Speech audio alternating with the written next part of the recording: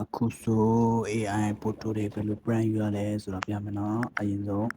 တော့ server တွေကို AI ပို့တိုလုပ်နည်းလို့ရိုက်ရှာလိုက်ပါ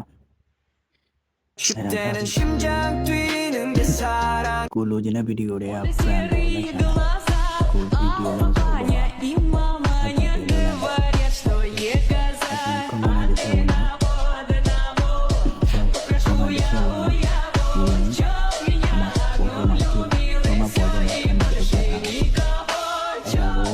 နဲ့လုံးရအဲ့ဒါကို copy ဆိုတာနဲ့နေပြီးဆိုတာနဲ့အဲ့တော့ထွက်ပြီးရင် Gemini တွေကိုဝင်လိုက်ပါ Gemini နဲ့ဝင်လိုက်ပါပြီးကြရင်အဲ့ဒီအပေါင်းဆိုတာလေးနဲ့လိုက် color တွေဝင်လိုက်မယ်ပြီးရင်ကိုလို့ရှိတဲ့ပုံကိုတစ်ချက်လိုက်ရှာမယ်လိုက်ရှာပြီးရင်လိုက်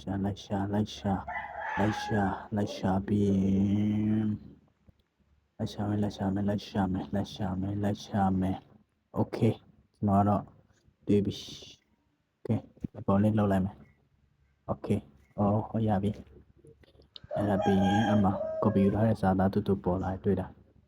အဲ့ဒါကိုအပေါ်ဆုံးမှာသူမှရှင်းယူထားတဲ့အကောင့်လေးအဲ့ဒီ asset 40နေရာကိုနှုတ်ပြီးတော့ဖြတ်လိုက်မယ်အစာသားလေးပဲယူမယ်နော်ယူပြီးရင်ညပုံစံပြထားတဲ့ဟာကိုနှိပ်လိုက်မယ်ခဏစောင့်မယ်ခဏလေးတိခါရပါမယ် okay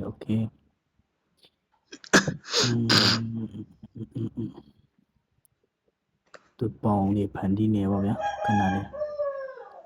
okay ရပါတော့မယ် okay ပေါ်လာဒီလိုလေးရလာပါတယ်ခင်ဗျာ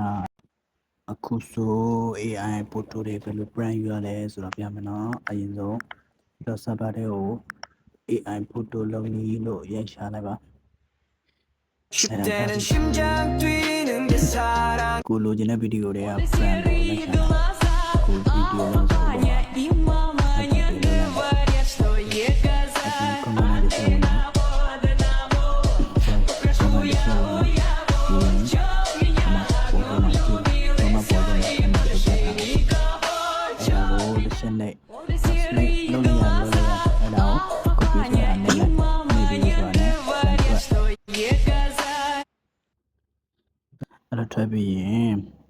ုတော့ထွက်ပြီးရင် Gemini တွေကိုဝင်လိုက်ပါ Gemini နဲ့ဝင်လိုက်ပါပြီးကြရင်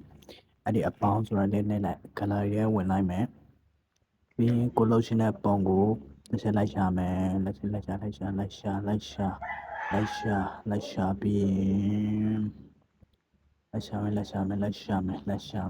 ှာမယ် okay ကျွန်တော်တော့